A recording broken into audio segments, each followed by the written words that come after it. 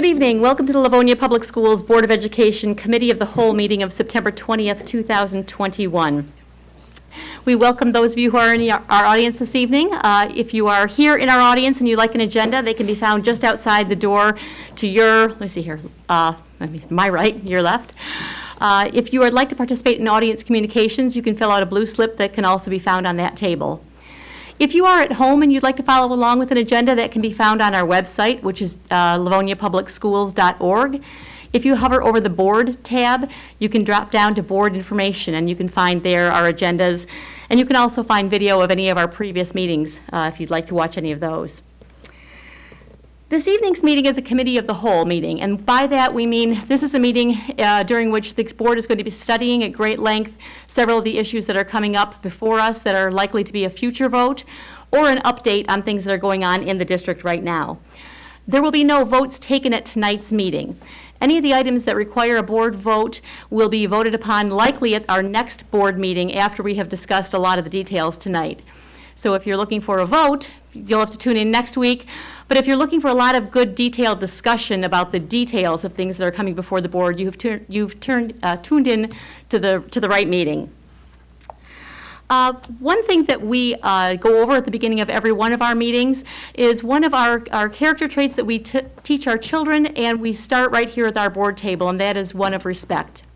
You have our commitment as a Board of Education that we will treat one another and everybody who is approaching our Board of Education with respect. We teach that to our children, and we expect it between student to student, between adults in our district, and between our adults and our students in the district. We take it very seriously, and you can expect to see that modeled here this evening. Likewise, anybody who approaches the board, we ask for the same.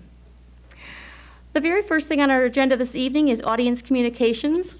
We do have one individual who has indicated he'd like to participate in audience communications, and that is Sergio Moella, if I'm pronouncing your name correctly. Please feel free to join us. And if you could state your name and just your street for the record, we would appreciate that. My name is Sergio Mainella. I live on... You can have a seat. Whoop. Let's make sure your microphone is on. Someone's going to help you here for a moment. There you go. Looks like you're all set. My name is Sergio Mainella. I live on Yale Street in Livonia, Michigan. Mr. Mainella, you may feel free to have a seat so you don't have to bend over. I'm good. Okay. I first want to start out by saying that I love Livonia. I grew up in Livonia, and I went to Livonia schools. A lot of concerned parents come to these meetings and state their case why or why not masks are needed for their children. They all tell you little snippets of science that support their argument. The science that you all said that you're going to follow. But are you really doing that?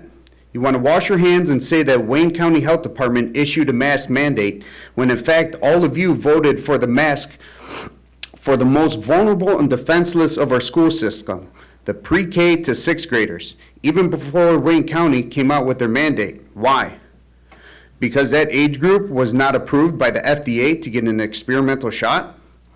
All of us parents ever wanted was a choice. Give us a choice to decide what is best for our kids. All of you sitting up here are not here to be health administrators. You're here to be education administrators. We know that we know what our kids need and when they need it most, not all of you. All we wanted was a chance to choose, but you couldn't even give us that. All we wanted you to do is fight for your constituents of this city to have a choice with our children's health decisions. But all you want to do is sit on your hands and go along with the status quo. All of you are complicit in going along with the socialist and communist mandates that our nation, states, and cities have been putting on its people. This all ends right here, right now, because the citizens of this city, the state, and the nation have the Constitution of the United States to protect us. This document was written by our forefathers for the exact time and purpose in which we were all experiencing now. It protects all of its citizens from government overreach, and at no point in the Constitution does it state that the document is exempt under any circumstance. So what I am saying to all of you today is that I am no longer asking for a choice, I am demanding my choice. Because all of up here, you can't stop this movement of taking back our freedoms, you cannot stop this movement of transparency, and you cannot stop this movement of truth. Nothing can. All of you up here have made the choice to be public servants, and that is to serve the interests of the people, not for us to serve you. We the people aren't going to take it anymore and sit back and watch our great cities and states be turned into socialist and communist regimes with unlawful mandates being pushed on us. I will be sending my children to school without a mask, and you cannot and will not deny my children entry into school, and you cannot and will not deny my children the opportunity to receive an equal education. It is their right under the Constitution of the United States to do so. There will not be any concessions either with testing my kids daily as they go to school. The CDC has already stated that they are getting rid of the PCR test because the test cannot differentiate between COVID-19 and the seasonal flu. It's not my words, it's theirs. And some of you up here can be found liable of being in violation of sections 241 and 242, Title 18 of the U.S. Constitution. You can look that up at your own leisure. Thank you for your time, and God bless. Thank you, sir.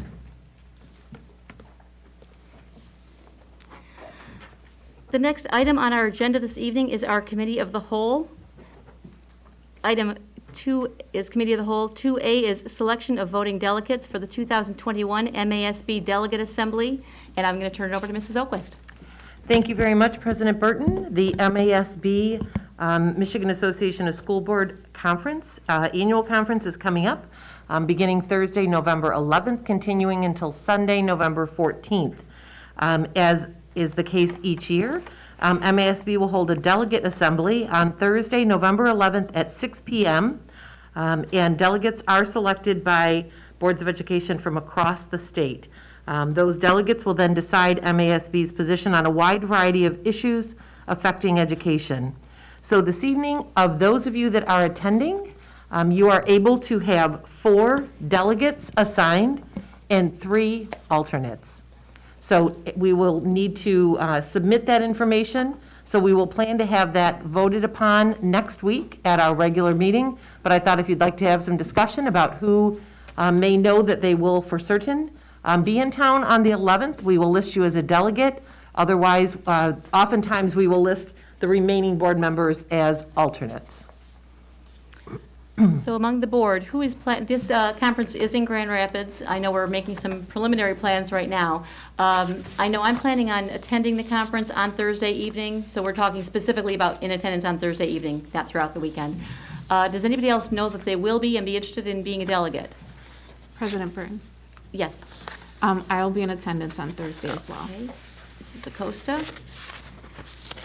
Mrs. Yes, I Bradford? plan on being in attendance. I just will check with my schedule. I'm going to be looking at that tomorrow, so I will send you a message. But yes, if I do go, yes, I plan on being a delegate. Okay. If that's okay. Anybody else planning on attending Thursday evening? Okay. I most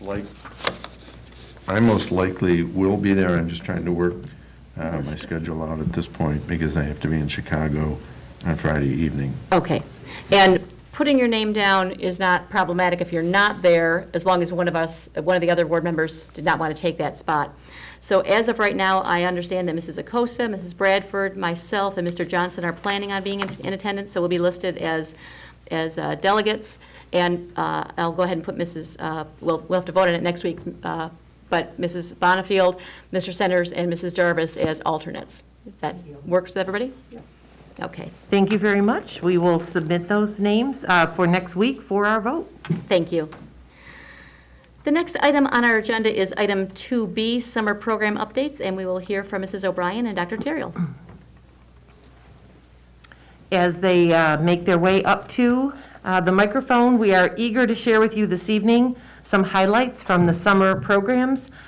Throughout the summer, we have certainly shared some information about the number of students participating in the program, the number of staff, but we have Dr. Terrill here representing Student Services, and we have Mrs. O'Brien representing Academic Services, both very instrumental in helping to assure that our students had some wonderful opportunities this summer. So they have a slideshow to share with you that I believe you will certainly enjoy. There it is. Is Fred taking it over? We're going to find out. We're going to find out? Okay, okay. So thank you very much for this opportunity to share with you 2 different summer opportunities that we offered to our students this year.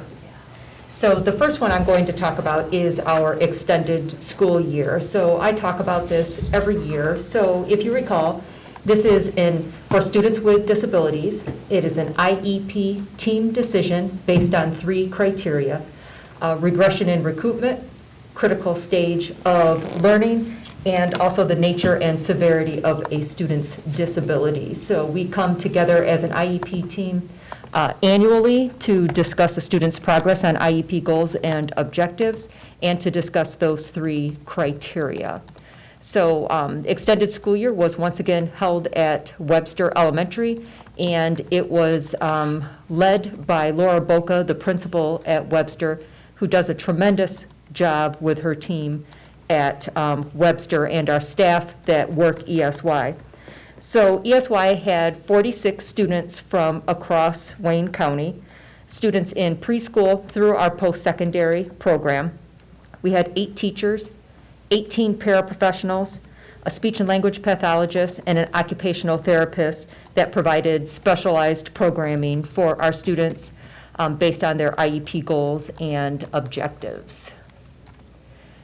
And all of our students, again, work on IEP goals and objectives, so it's individualized to each student. Our secondary students who are working on transition skills also had additional opportunities built into their day. So working on self-care, helping them learn how to cook, all of those wonderful job opportunities that we can provide for them in our extended school year, along with leisure and recreational activities for them, such as exercise, painting, arts and crafts. And then our younger students also have Water Day, which is their favorite day, every Thursday, that our staff work on socialization, communication, gross motor skills, fine motor skills. So it is just a wonderful, enriched program for our students who qualify for extended school year over our summer. It is 5 weeks, 3 half days a week. Again, if you walk into Webster during our extended school year, you just see an amazing team come together in a short period of time to welcome back our students who have been out of school for a couple of weeks, to transition into a building perhaps none of them have ever been in. And after that first day, it is just smooth sailing. Again, much thanks to Laura Boca and the team that you saw up there on the screen. Okay, we're going to move to some summer programming we haven't offered before that we offered this summer. So as you know, each year we do host different summer learning opportunities for our high school students for credit recovery, and we also have camps for some of our students who are targeted, who have needs for additional reading and math support. But this year we offered a wide variety of opportunities both for our students and for our families. It was choice focused. It was around the whole child, provided kids with academics plus social emotional needs. There was a mental health provider at each camp or on call, because when the K-1 camps, there was 10 different camps going on. But it was also an opportunity to re-engage our students back into our schools. So back in the beginning of July, our first camp session was at Cooper. Upper Elementary, we focused on robots and road trips, and we had 18 staff members and 169 students.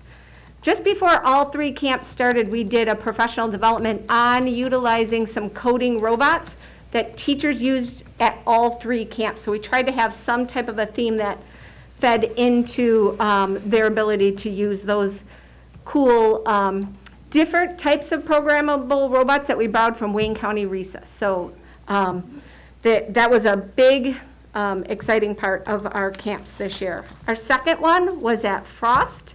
We had 17 staff members and 173 students, and our themes was the Olympics because they were going on at that time, and then roller coasters and water parks. And so students got to do reading each week. They got a book to take home based on the theme, and then did some writing and some math activities in addition to STEM and PE and other special areas.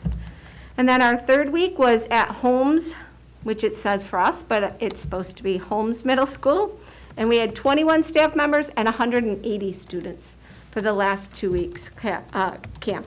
And that was cool coding and edible and exploding science. So in some of this particular picture, kids were taking marshmallows and trying to change them from a solid to a liquid, which is pretty easy to do with a marshmallow because you get it all sticky, and they were having a blast doing that.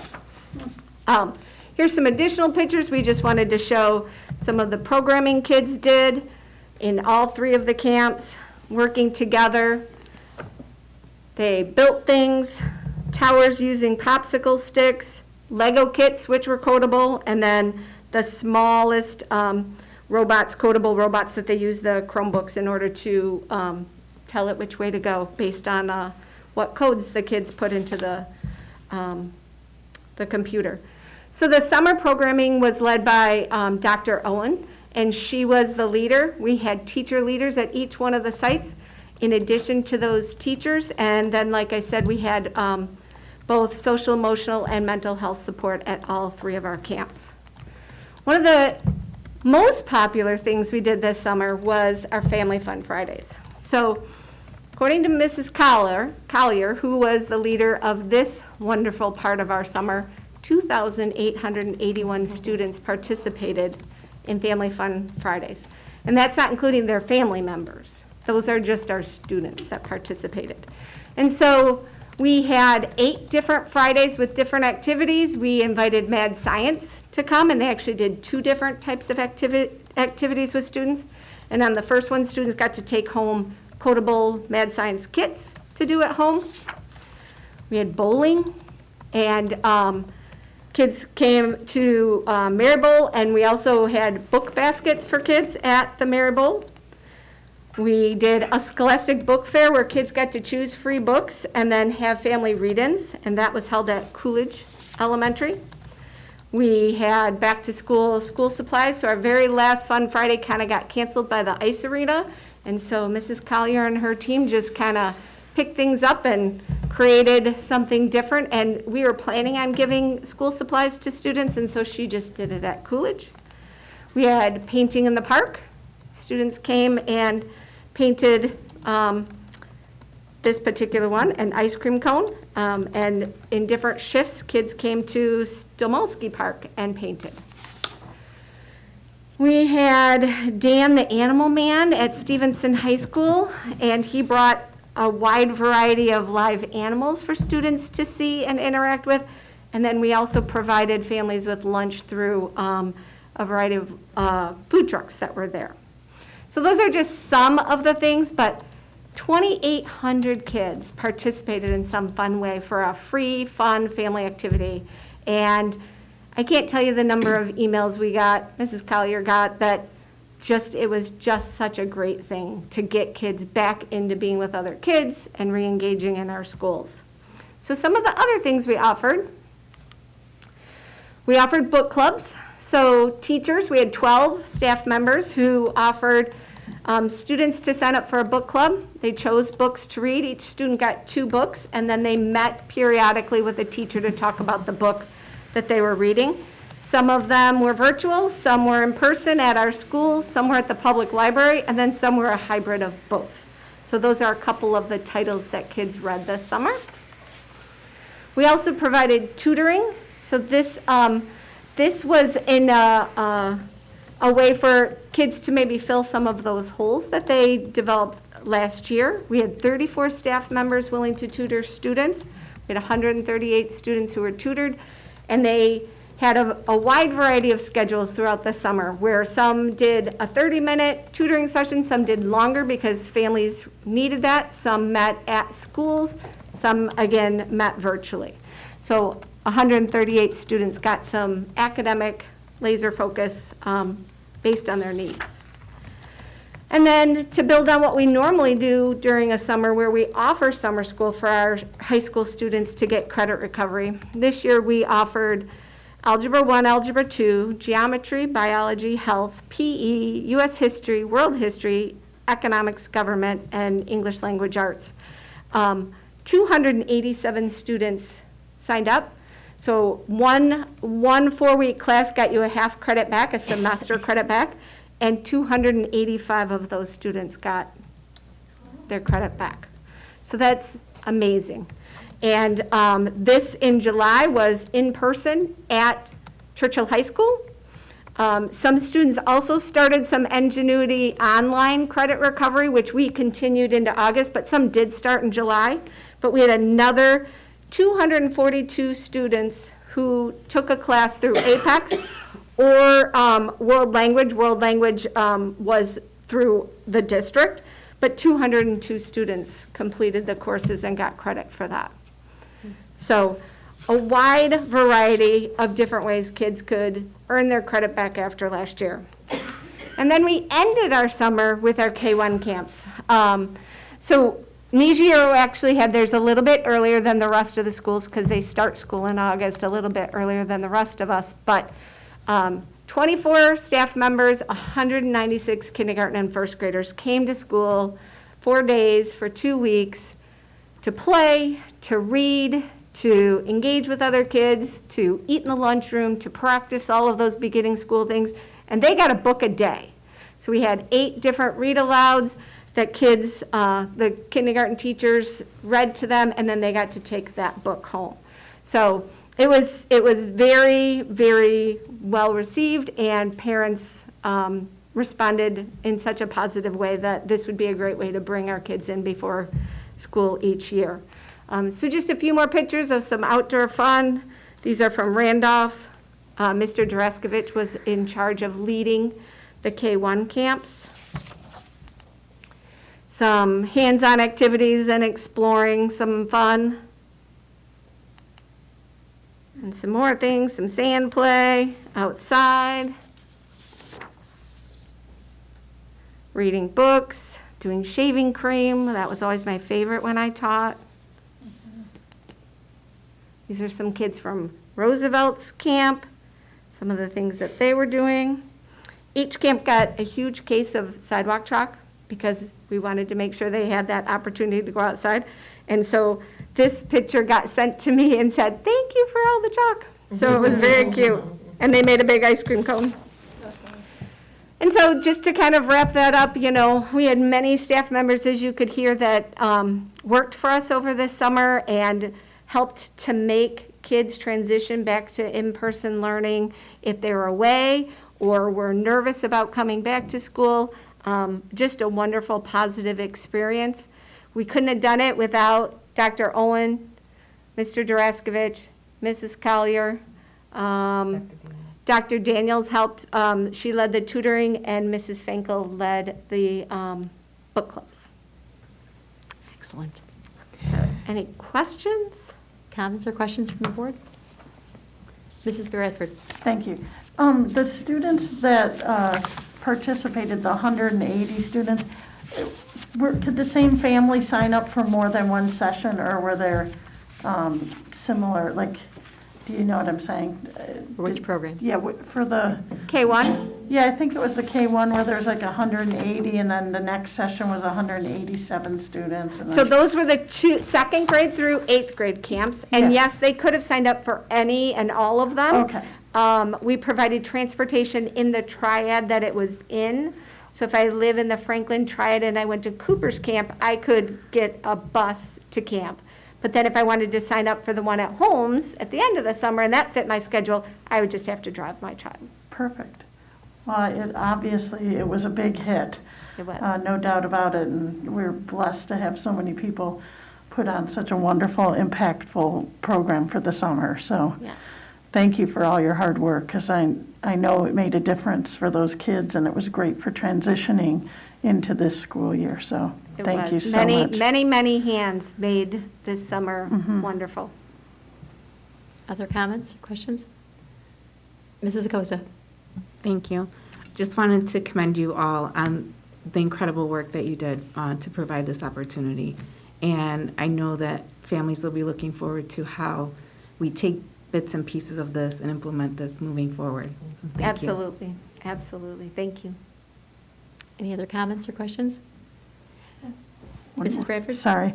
Will you be discussing this at the regular meeting then? Or is this just for information? Yep, Because just- it's going out to the community and it will be available on our website just this evening. Okay, so informational. Okay, I thank you. did share some summer camp highlights in our August update. Okay. Our district update.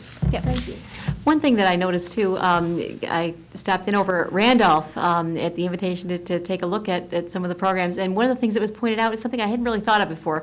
They were working at that point specifically with the K-1 camp, and said one of the things they're teaching and reinforcing again is sharing, because for the previous year and a half, they had been allowed to play alone with a toy, but not with other children with a toy. So literally things that we just take for granted that we've been teaching our kids all along when we sent them into kindergarten, but we had been undoing that learning for a year and a half. So, things as basic as making sure kids are comfortable playing together again, and learning the social ins and outs of that. So, or relearning it, I guess I should say. But it was wonderful. So thank you to all the staff who made all of that happen. It was obviously literally hundreds of staff members who came together to offer those for our It was kids. amazing. Yes, it was amazing.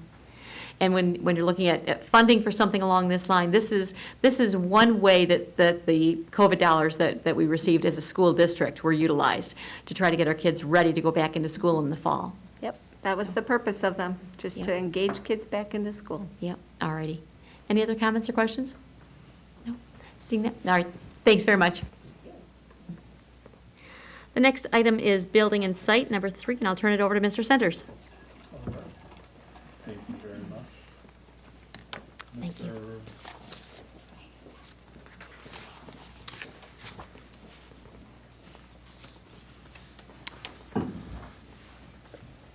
Well, the first item is item A, Bond 2021 Protocols and Procedures. And Ms. Smith will be joining us for this first portion, and take it away. Thank you, Mr. Centers, and thank you for this opportunity to go over with you the procedures that we'll have in place for our 2021 bond. As you know, we do take seriously all of the resources entrusted to us, regardless if it's coming from the bond or the general fund, sinking fund. We hold everything to a very high standard and have written out procedures that we follow and we adhere to. External auditors come in every year or two to make sure that we are following those procedures. So the document that I passed out for you tonight really is just an elaboration on the procedures we are already following for all of our funds.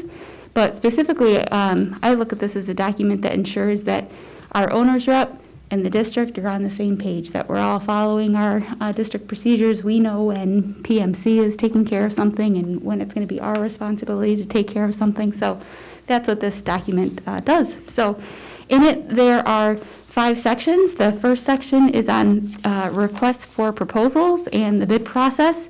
From there, I will just make note that Plant Moran Cressa, our owner's rep, will be reviewing all RFPs that go out and reviewing all bid results and making recommendations to the district. In the next section, we cover purchase orders and contracts. And from there, I'll point out that I will be reviewing all purchase orders and contracts to make sure that they do adhere to our purchasing procedures. And I'll also make note that, like we do for all purchases, anything over $25,250 would come to the board for approval before being processed. In the third section, we cover change orders. And again, similar to the RFPs, these will be reviewed by Plant Moran Cressa to make sure that they are in line with the work that's being done and that they're appropriate. And then they'll make a recommendation to the district from there. The superintendent will be notified if a project is within 10% of its contingency. And that we will then notify the board too. If there's any single change orders that are over $100,000, we'll notify you. These would be things that the board would have already approved. For instance, a construction project at one of our schools. And when we bring that initial construction project to you, we normally include in there a contingency for the project. And so it's been approved by the board. So then it's our procedure that if we do, again, spend more than $100,000 on a single change order, we'll notify you. We won't necessarily need to bring that for an approval because it's already been approved, but just to keep you in the loop on how the projects are proceeding.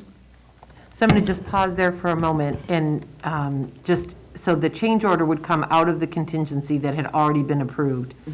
It would not exceed the budget approved by, recommended by the district and approved by the Board of Education. So we have our project amount and then the contingency amount.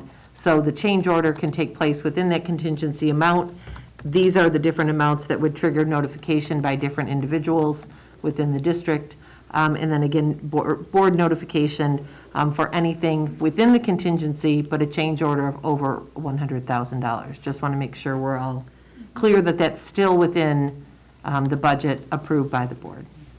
And of course, if anything were to, was going to exceed that contingency, that would be coming back to the board for formal approval before we could complete any additional work.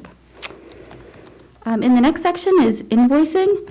Again, that's kind of largely just procedural and how we go about who will receive the invoices and how they will be processed. But again, PMC will review all of the invoices that are to be paid for out of the bond and make a recommendation for payment if they're appropriate and all the right documentation is included. And in this section too, I'll point out something that might be of interest. The very last part of that section before we go on to the final section is procedures regarding final payment. So just reassuring the board and our community that we do withhold the final payment until everything is in order and we have everything we need and the work has been completely finished. And again, that's our leverage to make sure that everything is done satisfactory to what we're expecting and that we get all the documents that we need from the vendors before we make that final payment. The last section is regarding the budget.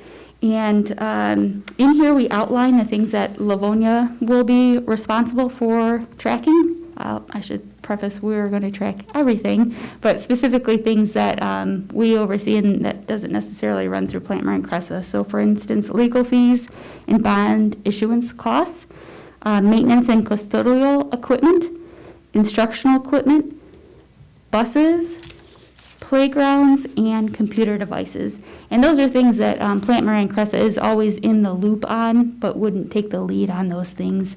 Every month we perform a reconciliation to make sure all of the records we have match all the records they have, all the records they have match the records that we have.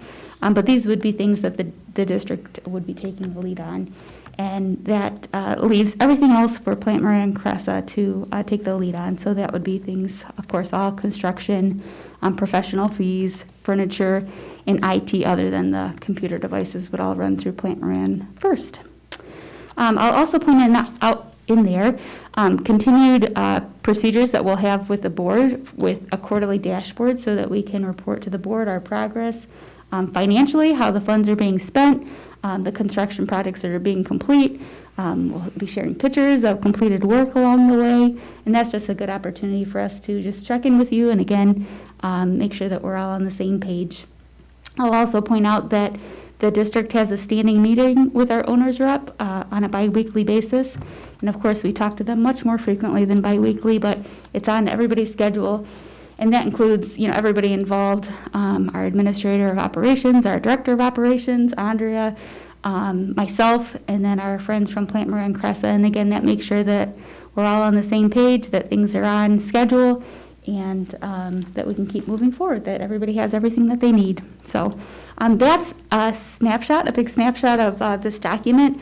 I want to encourage you, if you have any questions on this, of course, I'm happy to answer them tonight, or if you do have any questions after tonight, to reach out to me, and I'm happy to talk to you about that. Questions?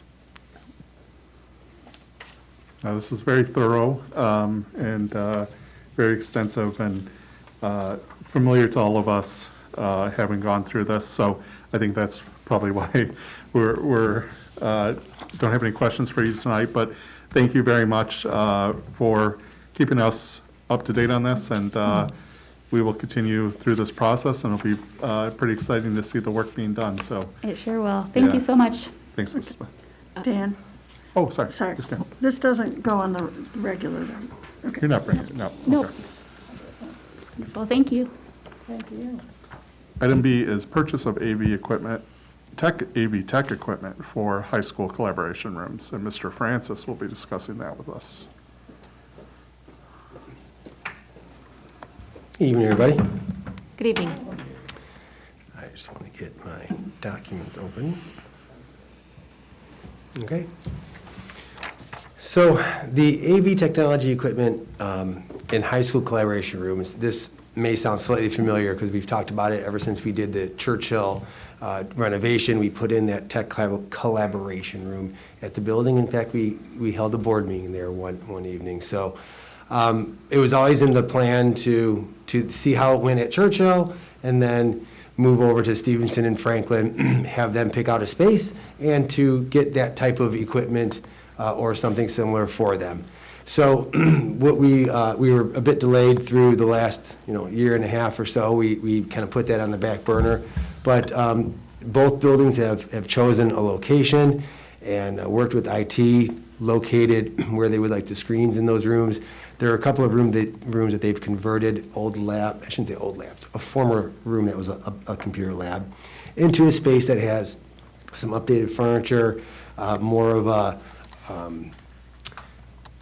looks more like a college type setting with regard to a lounge that has some furniture that has high tops and different types of chairs, even some that have plug-ins so that you can directly plug into the chair, your USB ports, etc.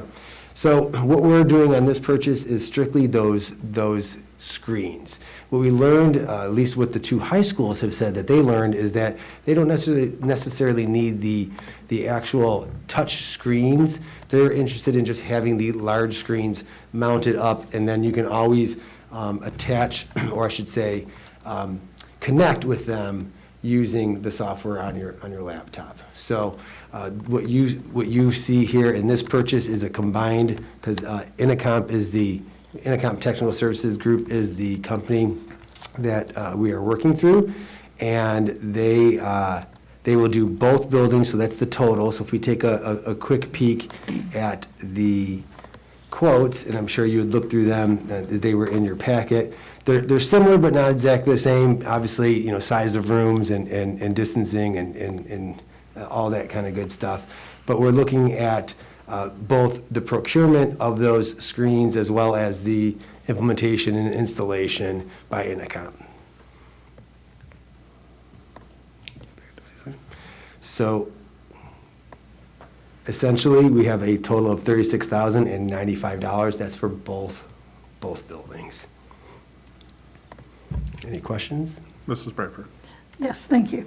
How soon would those be able to be put into place? I'd have to confirm what their lead times are, but we bought some items for this building, and those were 4 to 6 weeks when we got those. So working off a timeline like that, unless there's, for some reason, I see that they are having LG, are those backlogged or not? But I don't think we're looking at anything out of the ordinary, but I say that always knocking on wood, because we've had many items where we were told Back-ordered or originally, something. this is a, X number of weeks approximately, and then as the calendar moves on, we find out issues. But if it's anything similar to what we've ordered for this building, it was like a 4 to 6 week. Great, thank you. Mrs. Jarvis. Thank you. I noticed on the memo, it says that it's the 2013 bond, is that correct? Yes, so, she's gonna make sure I don't screw this up. So, yeah, I know that she's working to try to get the 13 bond closed out. So it's gonna be more of using what we have now, because she wants in this fiscal year to finish off that bond, and then moving items from the 21 bond. Did I do that okay? You did. Thank Good you. job, Phil. Just to further elaborate on that, so we have commitments against the 2013 bond that will use up all the funds. One of those commitments is a project, it's a fiber project through the IT department that's going to span quite a while. And so in an effort to try to use all the 2013 bond funds so that we can use them this year, I'm proposing making these purchases out of the 2013 bond. And then when we close out the 2013 bond, any encumbrance left for that fiber project, then we would move that onto the 2021 bond. So we didn't magically discover any additional 2013 bonds, unfortunately, but that was just more an accounting thing on my end, so we can get that old bond closed out and keep our eyes forward on the 2021 bond. Mr. Johnson. Thank you. I noticed that too, and it's also, that explanation would also apply to the next item for the devices? That's correct. Okay. Because I saw that too, and I thought that we had some left in the technology part of the bond. Exactly, and once once the technology, once these come through and that technology is wrapped up, then we'll be able to put a bow on the 2013 bond. Thanks. Anything else? All right, we'll look forward to having this on the regular agenda then Please. for next week. Thank you. All right, items 3C is purchase of mobile devices for administrators. These mobile devices are going to function as both, and I'm going to say desktop, but they're not desktop items. But if you've seen some of the systems and setups as we walked around the building last week, like is on my desk and other folks' desks, this will be a very similar setup. What we've been doing is kind of onesie-twosies with the administrators, requesting them, and we get them. And at some point, not too long ago, Mr. Clan and Mrs. Smith and I got together and said, how about we just do this in one fell swoop, because it was getting difficult for the IT department to kind of keep doing them onesie-twosies. So essentially, the administrators, as I've described in my memo, the folks at the buildings, principals, assistant principals, the academic services coordinators, make mention that the student services coordinators are not in this right now because they recently received new laptops and mobile devices, so we don't want to simply toss those to the side. If and when the time comes, we can look back at that. So these machines, you're talking about a mobile device, the Surface Go, and that gets hooked up when you're at your desk to I'm blanking on the word all of a sudden. Yeah, docking, thank you. A little docking cube or docking station. And then that then moves into the larger screen at your computer. I know I really like having that set up because I can be working on a document like I was up in my office before this meeting, and whatever I have open on my computer, I simply unplug from the docking station and walk down, and it's all still there, versus working off of a desktop. And then when you go to a meeting, or if an administrator goes to do an observation with a teacher, et cetera, they would then have to open up that machine, whether it be a Chromebook or a laptop, and open up all of those items again out of their folders. So it is it is both convenient and quite powerful to be able to move from one setting to another with your device. This is coming from CDWG. That is a company that we use quite often, and they have used the cooperative services of E&I, and therefore that takes care of the commitment or requirement to bid. All right, questions? Mr. Johnson? Thank you, Mr. Sanders. Mr. Francis, do we already have some of these same devices using a docking station? Yes, that's like what I use, what several of us use, several principals and assistant principals in the buildings use them. It has become more common, and again, as we were doing them kind of onesie-twosies per request, we decided as a department, let's just do the rest of them instead of slowly doing it continually. Let's just move from the desktops to this setup, and if any administrator has a new desktop, the idea would not be for them to have two of these. We would repurpose that desktop, and they would be using this as both their quote-unquote desktop as well as their mobile device. Have we had any difficulties? There can be some difficulties with the Surface Pros and some of the others that we've had, mostly having to do with some of the new filtering softwares that we're using, et cetera. And I know IT has been, I purposely took a device that is something that others don't have just to test through it, and I work with IT to say, this happened at this time and date, so they can try to work through some of those issues. It's more of an LPS network item than it is, working out the kinks for them to speak to each other, if you will, right, like with ease, than it is any type of issue with the normal software and the normal ease of use. It isn't that there's an issue docking. I've never had a problem hooking my computer into the docking station and having it not come right up on the main screen. Those aren't the kinds of issues. It's more along the lines of our system and making sure that we have the right operating components working on the mobile devices. Okay, the only reason I ask is it's got to be 4 or 5 years ago, I tried using a docking device with my laptop, and it just never would work correctly. So I had to abandon it, but it sounds like my biggest problem was the actual hooking up and talking to one another. I couldn't get beyond that, so. There can be some of the oddities, like for example, like my camera, I have a camera on the screen that's on my desk, and there's a camera on this. So sometimes you get an oddity of, oh, it wants to use this camera and not this one as a default. Those types of issues do occur, but I personally not found them to be prohibitive for what I've been trying to do with my work. My convenience of how I utilize the machine, for me, far outweighs, and I know that many of the administrators were agreeing with that because they started to slowly say, me too, I'd like to work with that. So any of those types of issues, we will, we continue to work on. I'll tell you, it's equivalent to saying I'm Wi-Fi versus I'm hardwired in. It's always going to be better to be hardwired in to your system. A desktop it's all there. There isn't the talking through the docking station like you're describing. So you're always going to have that more certainty in the performance of a machine or anything that's a single unit or that's hardwired into the wall or doing anything like that. But we're going to balance the convenience with the technology. Okay. All right, thanks, Tom. Anything else? Mrs. Oquist? So just to be clear, this is a planned purchase. This was always planned that, as Mr. Francis went through that, as administrators may have requested that, it may have been because their device needed replacement sooner than the overwhelming majority of devices.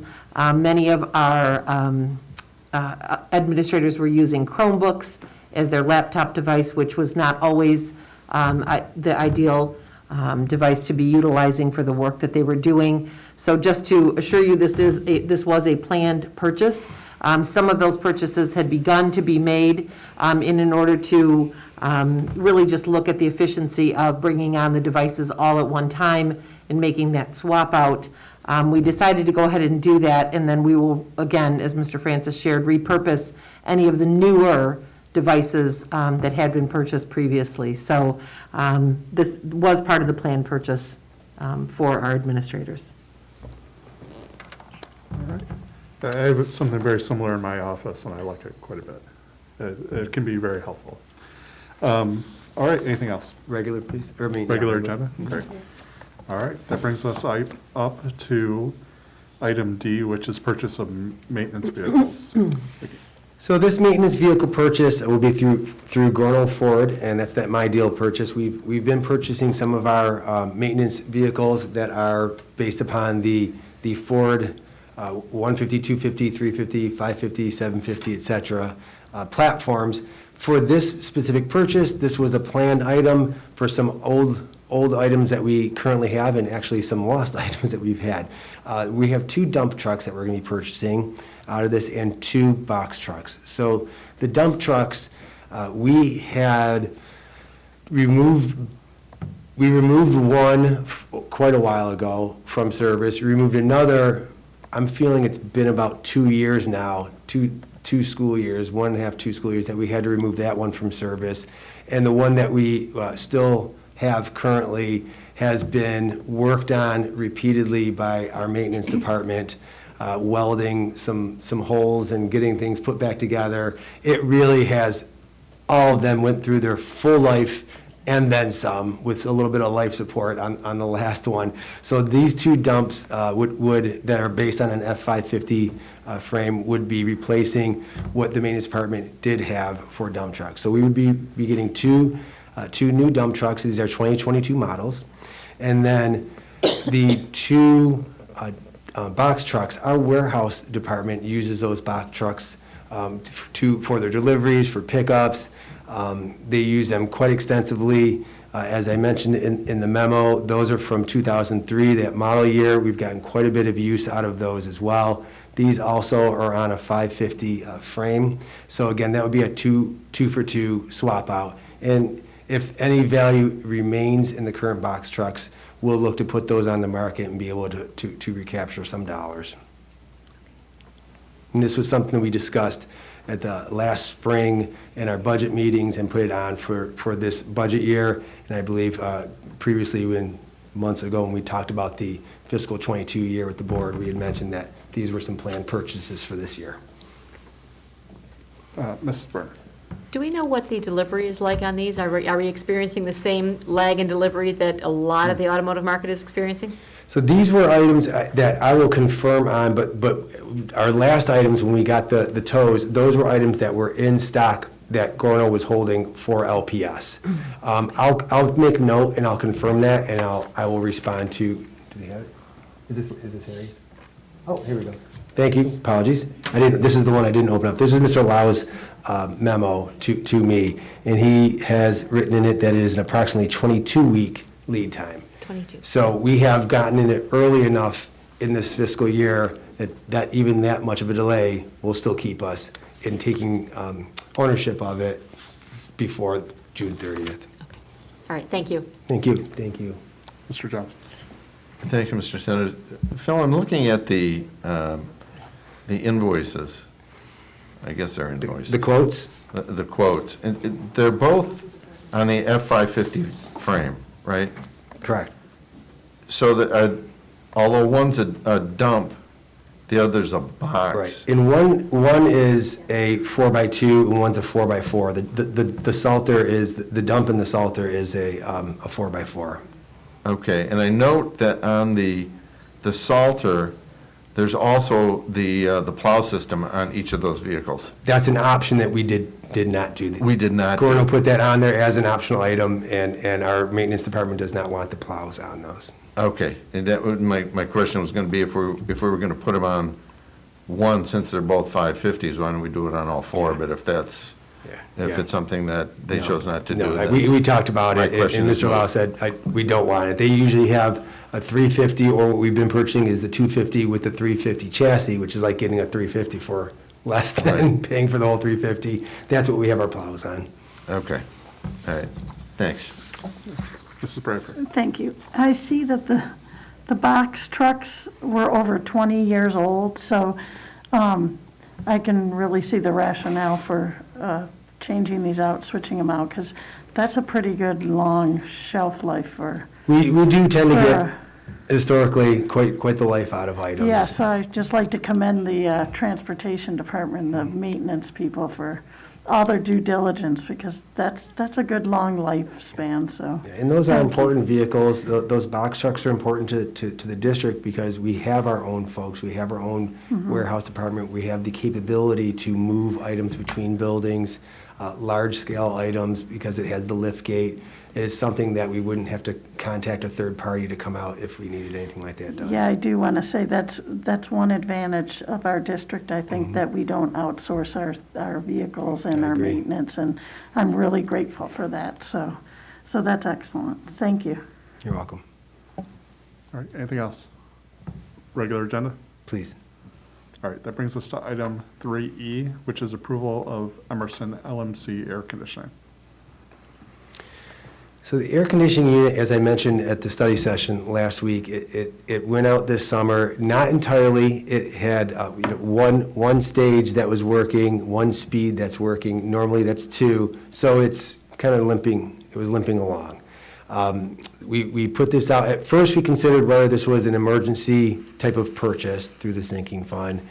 After going through some due diligence, school wasn't quite in yet. It was at least functioning, albeit not at its regular strength and regular functionality. So we did put a traditional bid together, got the information. It does have a relatively long lead time. It's like a 14-week, 16-week lead time. So at this point, we don't expect this to come in until much later in the fall. At that point, it's a bit moot. But the biggest concern would be, the weather on the rooftop, snow, ice, those types of things for the actual install. But at this time, we're looking for the board's approval on this, and we request this to go on next week's voting meeting. We will get that clock started by having the board's approval and then creating a PO. And once that clock gets started, we'll work to get that installed when it's appropriate to do so, when it comes in and when the weather agrees. With any luck, we'll have a hold off a little bit, and we'll be able to put it in late fall, and it'll be ready to go for the spring. Questions? Mrs. Burton? I assume this is not going to interfere in any way with the other district-wide air conditioning that we're planning on doing through the bond? No, this is separate because there's air conditioning in our media centers. This is an item that was there that has now failed and that we're replacing. It's two different systems that we're looking at. Okay, thank you.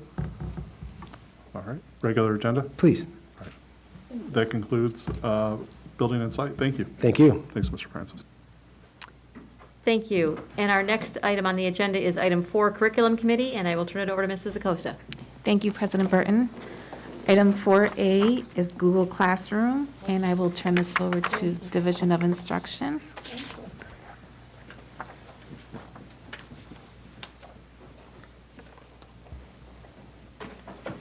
Good evening again. Good evening. We are here to talk about our educational process for COVID positive and/or close contact quarantine students utilizing the Google Classroom. So I am going to start off with just speaking with you, as I did at the study session, about the first point of contact. So I typically get a call from a building principal or a parent letting us know that we have a student who has either tested positive for COVID or who has been considered a close contact to an individual who has tested positive for COVID. So I'm working hand in hand with the building administrator or a representative from the building or a parent and discussing timelines with that parent. We talk about when symptoms started, and if there's no symptoms, we then go to when the test date was. So we work on their time for quarantine. So it is a 10-day quarantine. Students may be tested. For those who are just considered a close contact, they may be tested on day 7 and with a negative PCR test, and that the student remains asymptomatic or a staff member remains asymptomatic, that they may return to school on day 8. So we work with our attendance secretaries as well to make sure that we put into our attendance system a specific code that notifies the building, only the building principal and the teacher, that the student is out for COVID-related reasons, so that our families are not receiving those attendance calls at the beginning of school and at the midday point, so that we can be respectful of that as well. So we also do not count those absences on the report cards either. We can designate those in the system with an @ symbol so that our teams are aware, again, that it is a COVID absence. All right. Mr. Green? Good evening, everyone. So as you can see, that's a pretty thorough process that Dr. Terrell leads our buildings through when we have a COVID positive or close contact case. The next step that our building principals, media specialists, or other designees utilize is then they, in that communication chain to families, they would then ask if they needed a device to use at home while they're on quarantine. Quite oftentimes, families say they're all set, but we have, as you've heard at many of our meetings, a stock of devices in our buildings, Chromebooks, for our families to utilize for their children when they're on that quarantine. And Director O'Brien's going to explain why do they need that device.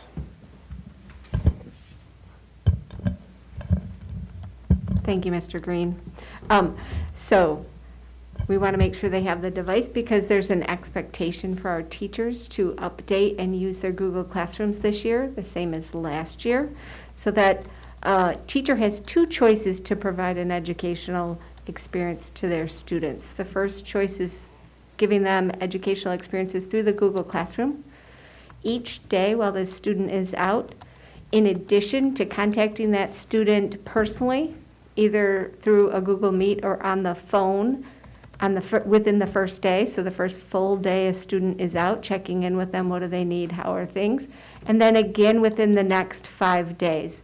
So if a student was coming back, like Dr. Terrell gave the example, on the 8th day, we want to make sure they're contacted at least twice by their classroom teacher, who's checking in on their academics verbally, but then through Google Classroom, checking on the work, checking on anything the student is turning in. Or a teacher can open up a Chromebook and stream their instruction for a student who is at home. So they can open up a Google Meet, and during my direct instruction for English language arts, for math, I can have the student participate by watching my lesson that way. They're still interacting with the Google Classroom, but then they're getting that live lesson, so that live interaction. So those are the two choices that teachers have to provide an educational experience when a student is out with COVID or on close contact quarantine. And not only, Go ahead. Go ahead, Ms. Bradford. We did the last step and then we'll. Oh, yeah, okay. Yep, thank you. Yep. so not only do we want to keep up students up in their classroom work, but we want to have check-ins on their social, emotional aspects. So, you know, I firmly believe in relationships, and those personal connections from school personnel are intended to assist the student through their quarantine time. In addition to the teacher contact after that first day, the school principal would designate an additional support person to also provide a social emotional learning check-in with the student within the first 2 days of the quarantine. That additional support person may be an administrator, a counselor, or a SAP, an ESAP, or an EST. Contacts will be virtually through a web-based meeting such as a Google Meet or with a phone call. And during a full 10-day quarantine, the additional support person will conduct an SEL check-in at least once each calendar week. Thank you. Questions? Ms. Bradford? Thank you. Yeah, my question was on the Google Classroom. It's only a live streaming. In other words, they couldn't go, a student couldn't listen to the lesson later or anything. It's only at that designated time. Is that how that works? For choice 2, it would be a live stream, yes. It wouldn't be taped. But it would be a teacher's choice if they wanted to tape, record that Google Meet for a student who's at home. But we're asking them to open up and allow a student to participate from home during instruction. Perfect. Thank you. Ms. President Burton? Yes, this is probably the number one problem that at least we heard of as board members during the year last year. If parents are experiencing problems or have questions on how this works, what should their first step and second step be? Say their student is on quarantine and they either have questions, concerns, or they don't believe it's going smoothly. Preferably, their first step would be to contact the building personnel, whether it be a counselor or the administrator, principal or assistant principal. Okay. I assume even before that, contact the teacher, and then next step would be? The principal will have a more overall spreadsheet that has the SEL contact as well as the teacher. Okay. They can certainly start with the teacher. Okay, but counselor principal should be a step to go to if a parent either has questions or believes that something is not going smoothly as it should with a student who's quarantined. That's correct. Yep, and I was just going to piggyback that with that absence code Dr. Terrell shared. So when teachers log into their attendance book, they'll see that code. Principals have accessed that as well. And so one of the things we'd really encourage our community members to do is if they are not getting those contacts, we'd want our school personnel to be notified right away. But also, we're also talking to our building leaders to make sure that they're checking in, because they have those codes as well, just to check in, make sure they're doing they're assigning to the designee, whether it's an EST, for example, at a K-4, they're going to be having those conversations as well during that quarantine period. But we certainly want that two-way communication, if for some reason along the way they're not making sure that connection's being felt. Okay. And how are I know what we were hoping for this year, but how are our quarantines looking in terms of numbers this year compared to last year? At this point in time, they're significantly lower than they were last year. Okay. Yes, and I also wanted to say, so when they're tested on day 7, they must show verification and proof of a negative PCR test to be able to come back on day 8. So negative PCR along with asymptomatic. But again, to answer your question, they are significantly lower than they have been. Okay. Yep, and if a student is vaccinated, they do not need to quarantine. And if a student can also show that they have tested positive with a past confirmatory PCR test in the past 5 months, they also do not need to quarantine.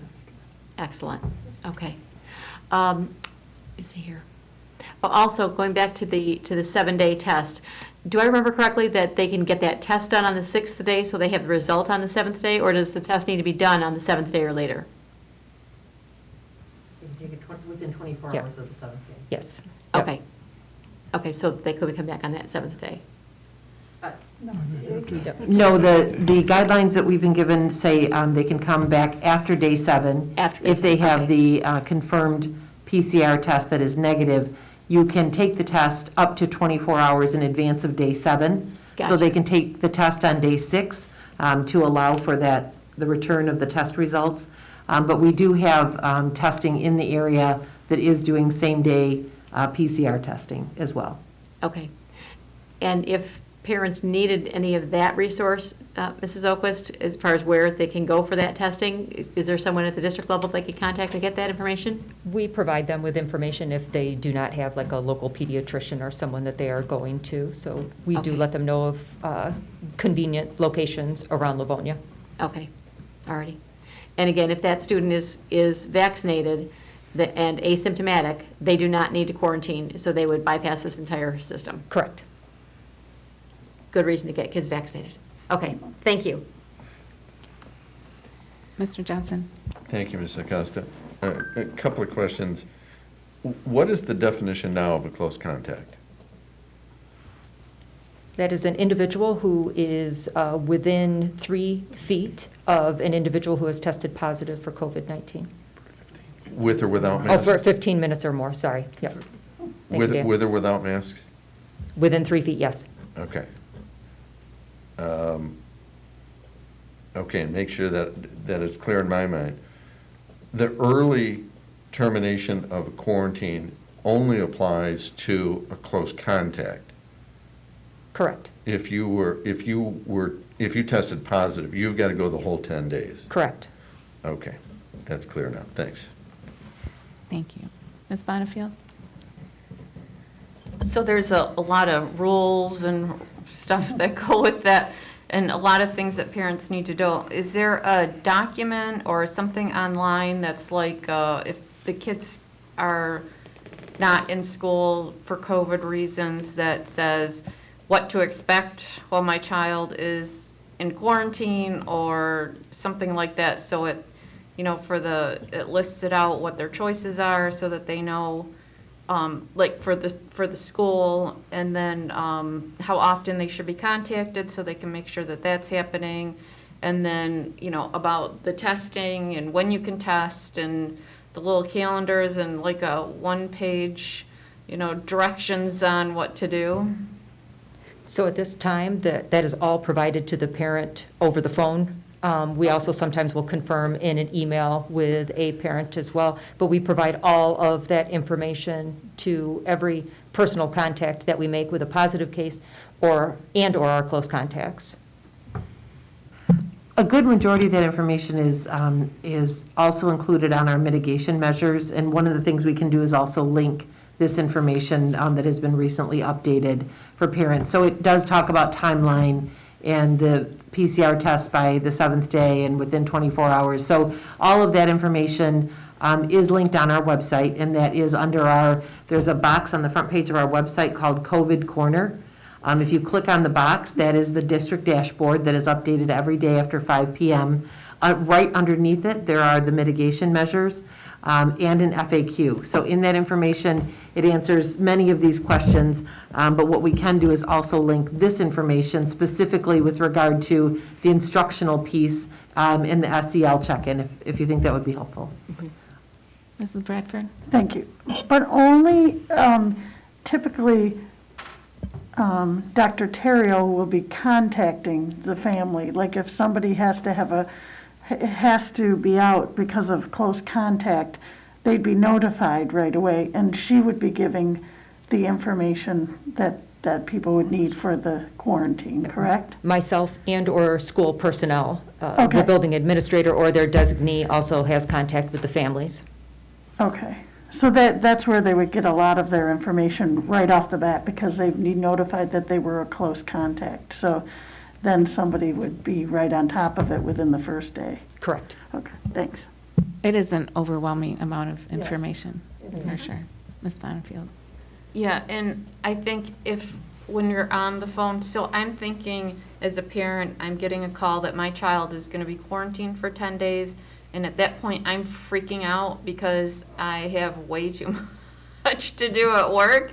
And how am I going to deal with this, right? And so I've got a lot going through my head. So if there's somewhere we can direct people to a very concise, right? Because the FAQ is huge, the mitigation is, there's a lot of information, but just something that says, hey, I know I'm going to give you a lot of information here. If there's anything that you miss or there's something that you don't understand, check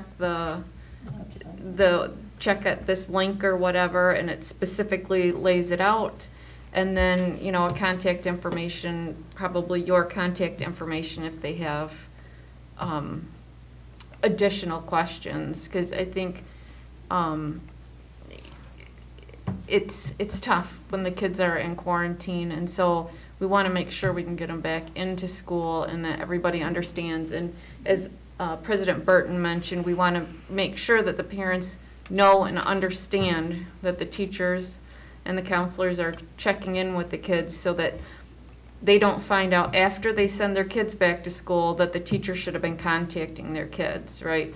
That they know on day 2, if they haven't heard from them, they immediately need to get on the phone or find out what's going on and make sure that that's happening, because that contact is very important, and the follow through. And we're all busy, and we got all the teachers have a lot to do. So, and if they have a close contact in the room, they might have several kids out, which also is very time consuming. So, the more information we can give to the parents so that they can make sure that things are happening appropriately is better.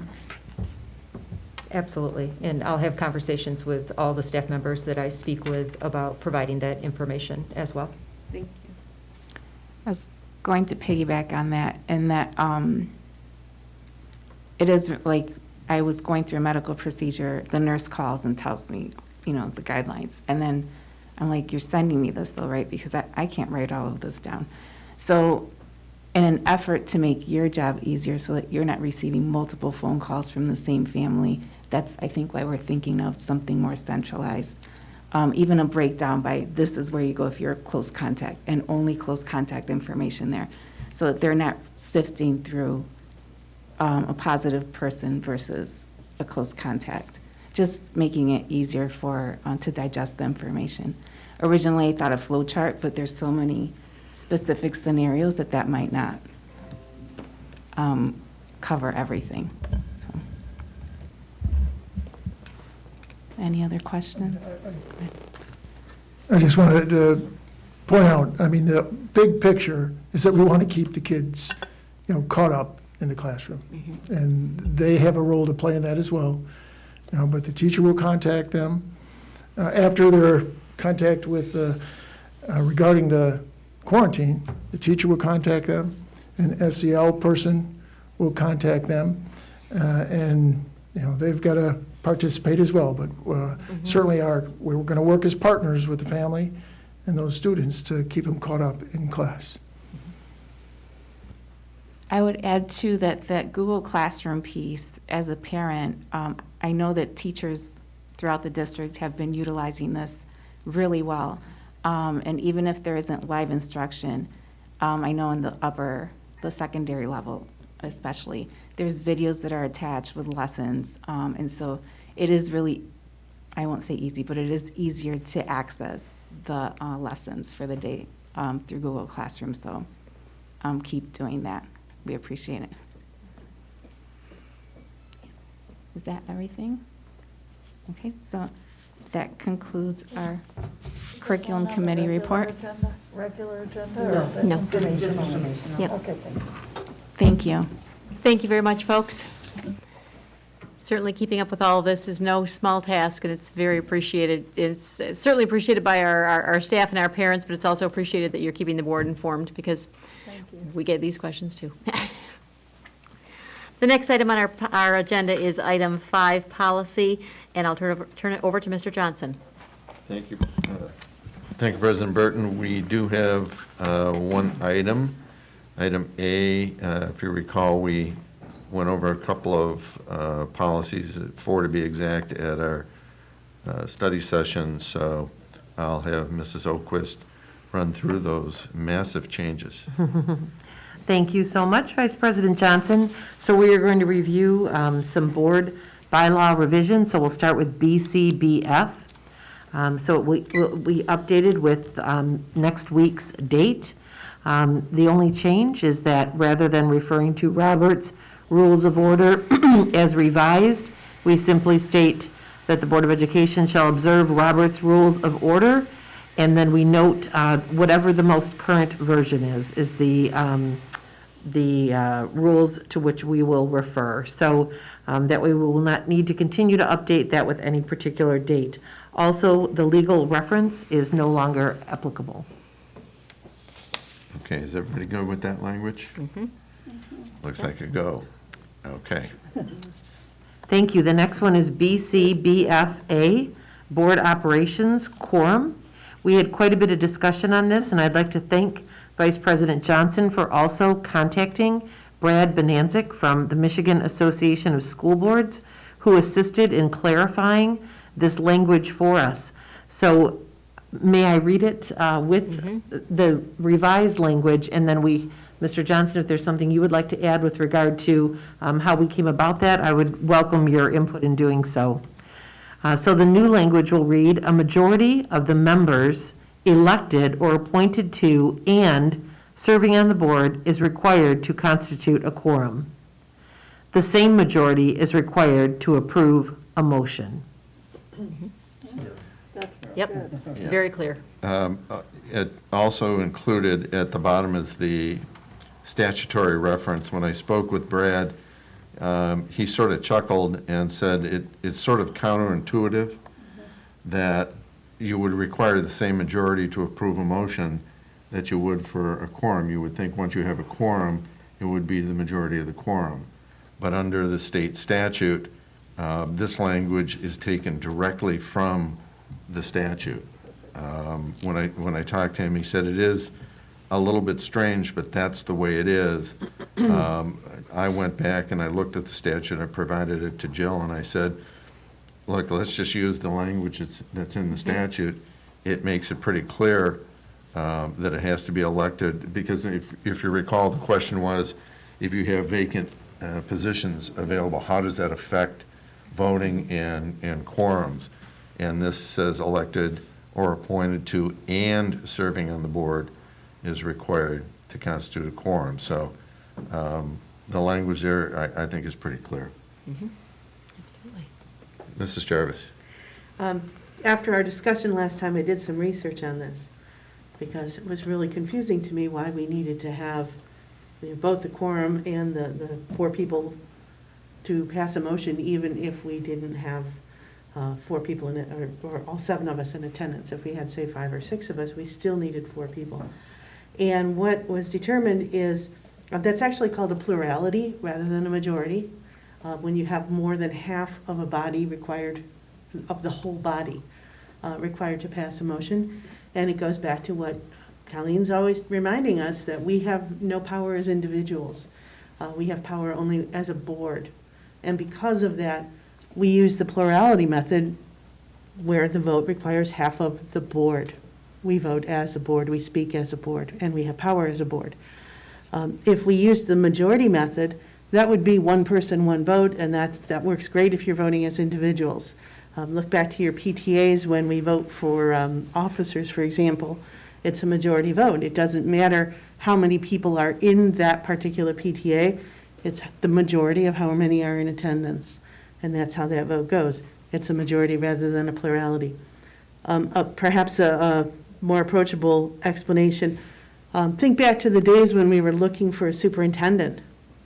Let's say we had 3 candidates, and candidate A had the support of 2 of us, and candidate B had the support of 2 of us, and candidate C had the support of 3 of us. If it were a simple majority, candidate 3 would win. But because we need a majority of the board, it has to be a plurality. It has to be 4 votes. And if you think about it in reverse, there is not 4 people who supported any of those candidates, A, B, or C, so none of them would win. It shows that most of the board did not support them. So when we work as a plurality, that supports the concept that we have our power as a board rather than as individuals. To that end, I'm even wondering if we should use the word majority here, or maybe plurality, or somehow redefine that last sentence. And what I will point out is this is taken, the difference is, if we were to just rely on Robert's rules, the policy might be different. But this is all statutory, and the majority language comes directly from the statute that we are required to follow. Okay. So, We can keep the language, but just so you have that background information, it made it really easier for me to understand. President Burton.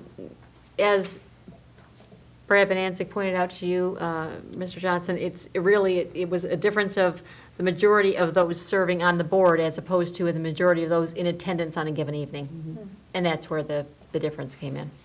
Correct. And I think the other piece that is important, and one of the reasons why we did not land on using a number is in the example that we talked about last week, which was if for some reason 2 board members had to resign and we were down to 5, a majority is now 3. And so Brad did confirm that that is the case. So that, I believe, was why we were cautioned against utilizing any particular number, because it is the board members elected or appointed to and serving on the board, as you both shared, so. Correct. If you put a number in under any given circumstance, it could be wrong. That could be, yeah, that could change. Okay.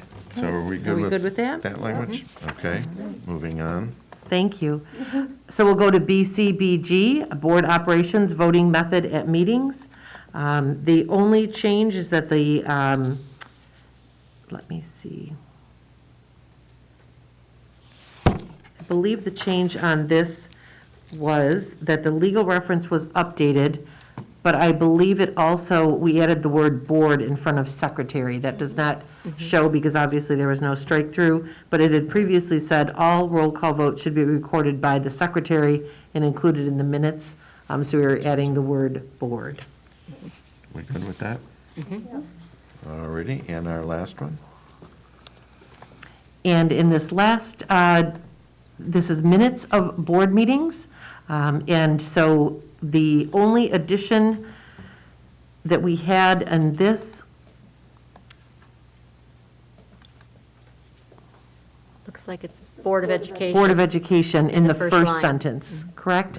So the secretary shall keep a proper record of Board of Education proceedings. So previously, it just simply stated a proper record of proceedings. So you could certainly make the assumption that you're referring to Board of Education proceedings, but in order to provide additional clarity, that was added. We will also update the date and the legal reference at the bottom. All right, any questions, comments on that? Mrs. Bonifield?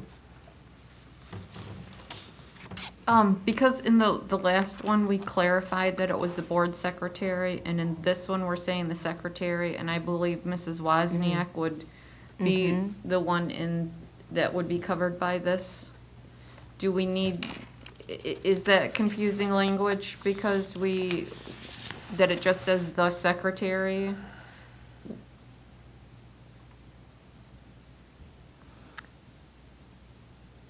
Should we add then?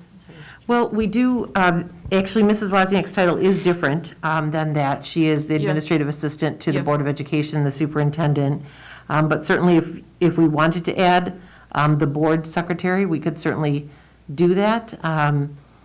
In this case, the reference is to the officer position on the board. Okay. Yeah, if we're going to add board to one, we should be consistent.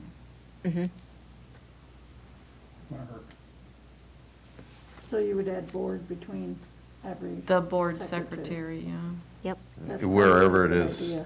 wherever it is referenced in the policy, correct? Yes. Okay. All righty, I will go through Yes. and add those Good in. idea. Thank you. Good catch, Tammy.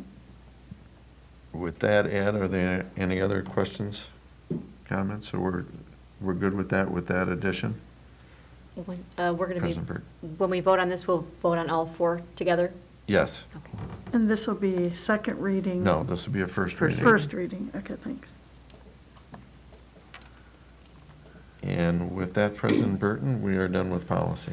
All righty, thank you. Item 6 on our agenda is the Finance Committee, and I'll turn it over to Mrs. Bonnefield. I have nothing.